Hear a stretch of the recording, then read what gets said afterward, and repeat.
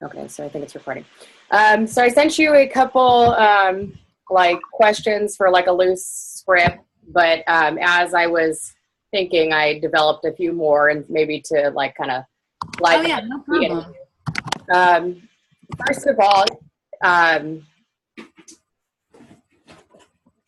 don't think we actually even exchanged names. I think we just started talking. I think so too. I'm just really trying to arrange how I'm sitting here. I'm still in a mess here. I'm just okay. I think I'm good. Yeah, that's good. Good now. I'm good.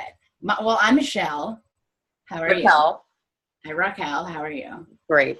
I practice marriage and family therapy in California, and over the course of the last few months, I've becoming extremely more engaged with other mental health advocacy programs, and of course, I stumbled across yours. Great. How did you stumble across me? On Instagram? I think on Instagram. Yeah, on Instagram. And I saw, took a quick look at your profile, all of your art things, and realized that there is a person behind Schizophrenic NYC. Yes. So I would love to know a little bit more about your company and the art that you do. Okay. Sure. Well, my name is Michelle. I started my company, Schizophrenic NYC mental health clothing line, about a year and a half ago. I started it because I have schizophrenia and I just want to change the way that New York City sees mental health. Because pretty much in New York City, what you see in mental health is that you're walking either by the subway, on the street, whatever, and you see a homeless person yelling, screaming, all these like nonsense things. So there's so much stigma in New York City about mental health because people just associate mental health with those people, which is so unfortunate because the actual statistic is 1 in 5 individuals in New York City have a mental health issue. So if it's so common, why is there so much stigma? And it just, it's because like people are just afraid to share because they don't want to be associated with those people. But if my whole thing is just tell your friends, just tell everybody that you have some sort of mental health issue, and then they would all realize that it's really much more common than you think and that you can live a completely normal life while having a mental health issue. Don't like think of like, oh, you're diagnosed and you put it to that extreme when it's very manageable, as long as you do all the right steps, go see a doctor, take medication if you need it.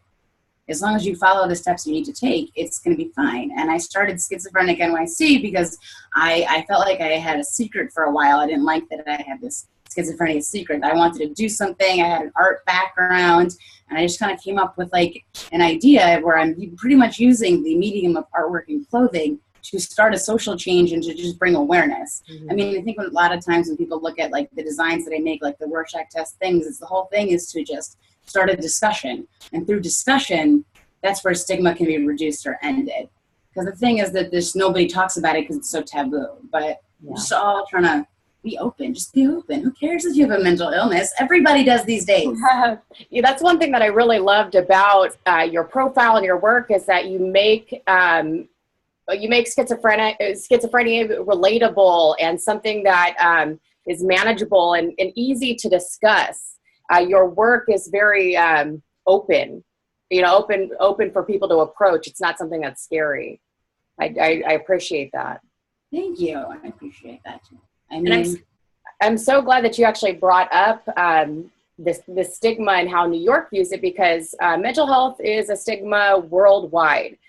And when I had gone to, actually visited New York, I think like last year, I went and I was completely enamored with this place because there is a homeless population that you can see, but they offer things that California does not offer to their homeless people, which is like 24-hour hangout places, places for them to evade the cold or even the distress of daily life. And what a lot of us don't know is that a lot of people who are homeless do have mental health conditions that have not been treated, or they don't have access to that treatment, or they're older adults. And during, the 70s, when they got their mental illness, there wasn't something there for them.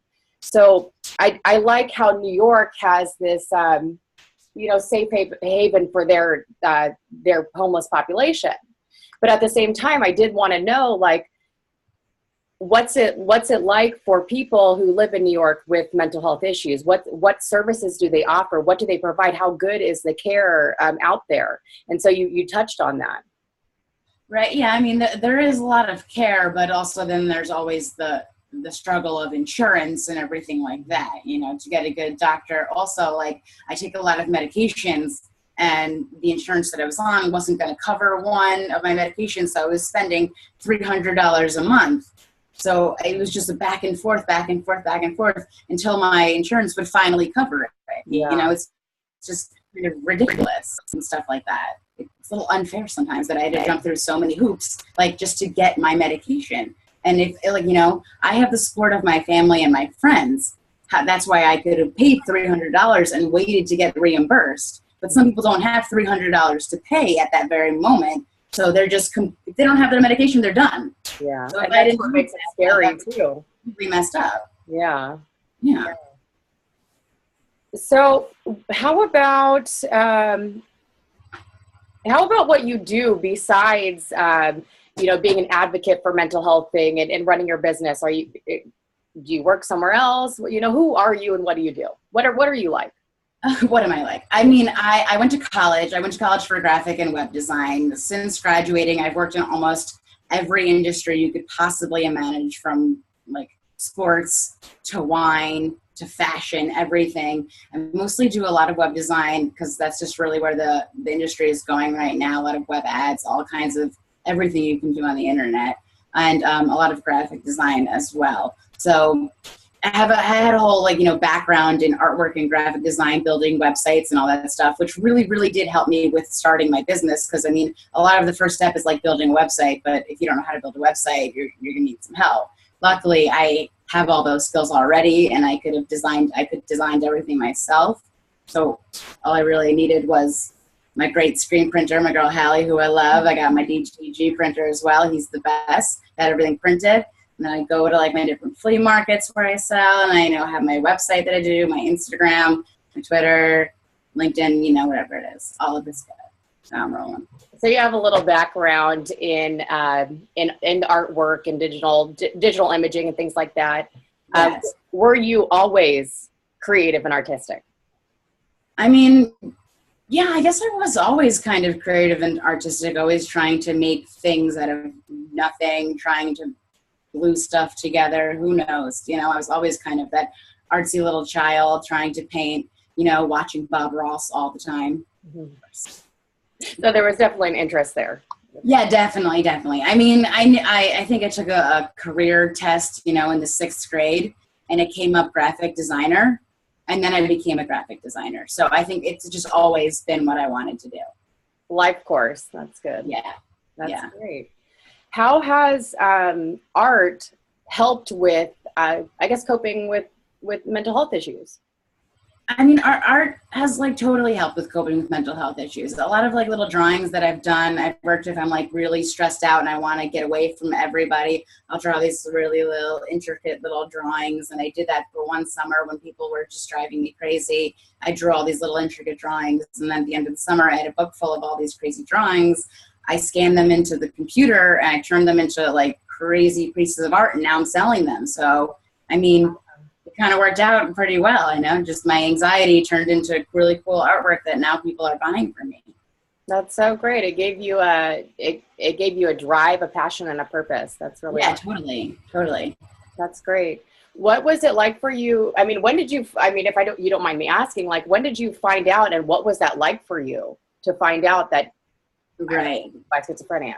Right. Yeah. Well, when I was 18, I was told I was bipolar. I know that was like a whole big thing. College, blah, blah, blah. And medication this, medication that, blah, blah, blah. But then I graduated college, and I went to a new doctor, and I was more honest. And he said, well, you have schizophrenia. And for like a while, I was really bummed out. But then like a week later, I went to dinner with 3 of my old college roommates, and we're sitting there, we're chit-chatting, you know, they knew a lot about my life. And I go, all right, guys, I just want to tell you, like, you know, I found out I have schizophrenia. And all of them were like, isn't that what you had the whole time? Like, what? We already knew that about you. I'm like, you guys knew? They're like, yeah. And I was like, okay. And then I didn't feel bad anymore because these were my best friends. And if they didn't care, they already knew, and they were still my friends, why am I supposed to care what a random stranger thinks? Why am I supposed to care what anyone else thinks? Because I have the greatest friends ever that knew this about me before I knew it about me, and they completely accepted me.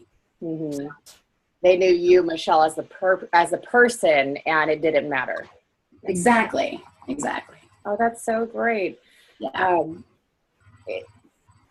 I'm so happy that people like you are stepping out and normalizing these things and living an example of, hey, I got issues, because that's what I say too, is I got issues, but I'm making it work, you know, like I'm doing my stuff, and it gives, you're a role model. You are a role model. Thank you. Yeah. Especially with the use of social media and using your business to touch a wide variety of people, because I'm in California and I learned about you. Like, you know, you're really putting it out there. That's great. Thank you. I mean, it's funny because like I have a lot of like mutual friends who've opened up to me about their mental health issues, but like none of our other friends know about it. They'll just tell me, but they won't tell our other friends because like they're worried about what they'll think. But it's kind of like my whole, you know, so I hear a lot of stories from my friends, and I try to be like, you know, no one's going to care if you just tell them. Who cares? And they're just like, they're still like, no, I don't want people to know about medication. I don't want people to know. No. And I'm like, who cares? Yeah. It's a process, and being on that other side of the spectrum where you've already worked through it and you've, I guess, you know, faced all that stuff and you're liberated, you're just like, come out, like, hello, like, just, it's okay. Right? But it takes some time. It is a process to get there. It's funny, like, who gets drunk enough and then they come over to me and start talking to me because they're like, they got drunk enough. No, yeah. I really want to tell you something. Yeah. You're the go-to person. The go-to person, yeah. When people have issues they're dealing with. You've probably done your share of mental health assessments and therapy and things like that, right? Oh, yes. Oh, yes. Do you mind playing a quick game that I play with my clients called Free Association? Okay, sure. Yeah. Okay. So I'm going to give you 5 questions, and you just answer with the first thing that comes to your mind. Okay. Okay. Cool. Okay. So this is Free Association. The first question is the most common sound in the city of New York. Beeping. Okay. Your favorite color that is not included in the traditional rainbow.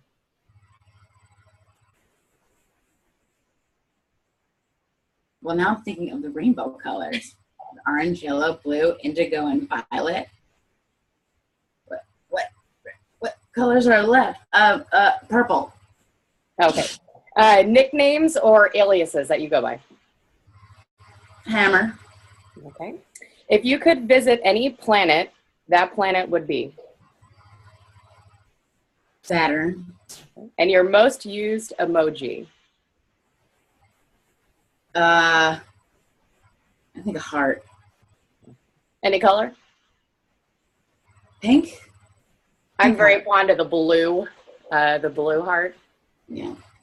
Okay, so thank you for playing Free Association. I use that so my clients can like open up and have a little fun, and I could get to know them. And the Free Association is kind of linked with the Rorschach and like schizophrenia assessments. You probably know that. You sound very, very versed in schizophrenia treatment. So. I don't know. It's funny, I have my pop-up shop, and a lot of times mental health professionals come up to my pop-up shop and they like listen to my story of the whole thing, and they're like very intrigued, and then they start telling me information I didn't know. So it's like also a learning experience. Oh, yeah. So you display your work at different, we have like street fairs and things here. So different street fairs. Yeah, in the city they have like, there's different kinds of street fairs. This one I'm going to this weekend, it's more of an artist street fair. I usually do one on Mulberry Street in Little Italy, where it's like a church flea street fair. I've done ones at I've done like LIC flea as well. I've done like a St. Anthony's Market street fair. I mean, you kind of find where you fit in the best. I do well with like, American tourists. I find a lot of people in the mental health field that way. Mm-hmm. Kind of cool. where can we find you next? Where can we find your merchandise next? I'm going to be at Art Mart BK this weekend, actually. Okay. So this weekend, which is, I believe, the 1st of the month. Is that already the 1st? Yeah, it's going to be the 1st and the 2nd. I'll be at Art Mart BK in Bushwick, Brooklyn. Okay, so if we want to go check out your merchandise, we should go there. Yes, or you can go to schizophrenic.nyc. Okay, good. So you have your own webpage as well? Yes. Okay. Do you mind sharing some of your work with us and telling us a little bit? Do you have an example? Sure. I'm going to look at what would you like to look at? I got this right here. The blue ink Rorschach test. Tank top. Super popular tank top. Kind of funky. Don't really know what you see. A lot of people look at this one. Sometimes they say they see a tiger face in it or a crab. It's pretty much, I ask people all the time, like, oh, what do you see in that? And I get all kinds of crazy answers, which is fun, kind of, when I just ask people, what do they see? I see the top of hydrangeas. I think that's the flowers, the clusters of like. Hydrangeas, that could work. Yeah. I also have right here the Don't Be Paranoid tote. So, Don't Be Paranoid, you look great tote. I'm just seeing what I have right around here. I would have to say that that is one of my favorite quotes that you have printed on merchandise. Yes. Because there those days where I feel like, oh, maybe I'm not good enough, I just kind of pop onto your Instagram and I look at it and I'm like, that's right. I'm being paranoid. I am great. Yeah, don't be paranoid. You look great. And I'm coming out with my new one, the It's Not a Delusion, You Are Incredible. Yes. New one. Putting a positive spin to grandiosity. A princess. A princess. Oh. And you make all these? Yes, I do. That one had on headphones. Very nice.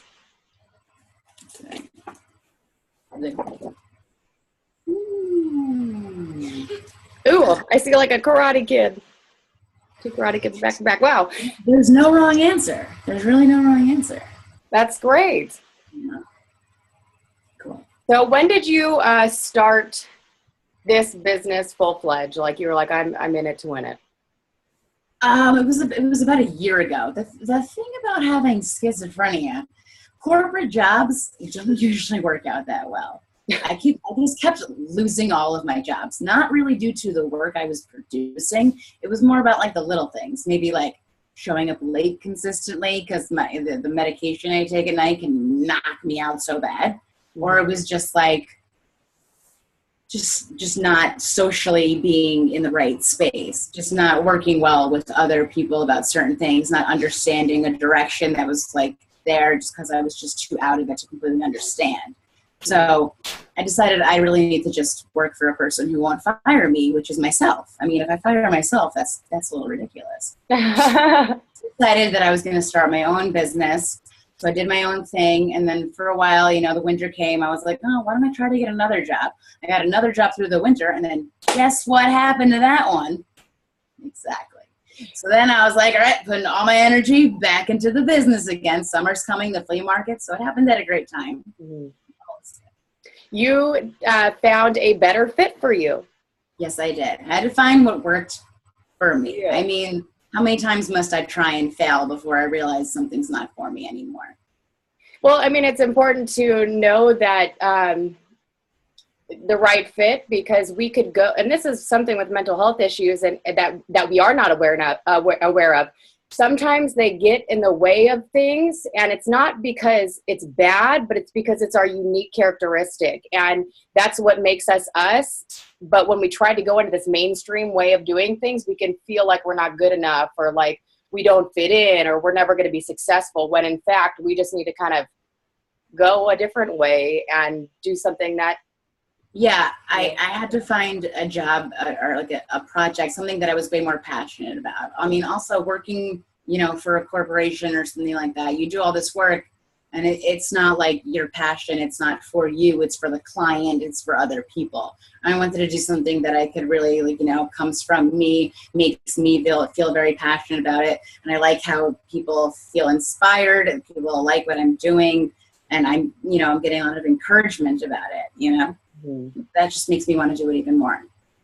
I find that that's also a very millennial way of thinking. A lot of younger people are starting to pursue the things that they're passionate about and want to do and feel like they are making a difference. And it's important to them to have those close morality like values and things like that. Yeah, that totally makes sense. I totally agree with that. So if you could give any advice to someone who may be suffering right now, what would it be? Someone who's suffering right now, if I could give any advice, I would be like, just, don't give up right now. Things do get better. Confidence can really get you anywhere. The more open you are with a doctor, the more help you can get. And if you try a medication and it went horribly, don't give up on that medication. Try a new one. I mean, it took me a very long time to find the right mix that worked. But there were times where I was like, I'm never trying anything new again. And I realized how dumb that was at the moment. I should have just tried something else or maybe found a different doctor that knew different things. But, just don't give up. Don't push it away. Don't blame yourself. Don't blame other people. Just work on yourself. Be more confident and believe that you can be who you want to be. Mm-hmm. That's very good advice, is that feeling connected with yourself and taking things from your own perspective and acting out of what's best for me. Sometimes we do need to do that. Yeah, totally. Thank you so much. I really appreciate everything that you're doing. You are a phenomenal person, an incredible role model, and I will definitely be ordering some things in the future. Awesome. So where can we go again to purchase things from you? You can go to my website, www.schizophrenic.nyc. Great. And then are we able to follow you on Instagram and social media? Yes. Instagram, it's schizophrenic.nyc. Twitter is SchizophrenicNY because the C was too long. Facebook, SchizophrenicNYC. And I think I have a LinkedIn as well. It's just my name. Great. I look forward to continual connection, and I hope that other people will come on there and see what you got. Sounds good. Great. That's the end of the interview that I have, but is there anything else that you would like to include? Maybe I can edit in there. No, all's good. Okay, great. It's been an absolute pleasure, and I look to connecting with you in the future. All right, totally. Nice meeting you. Nice to meet you too.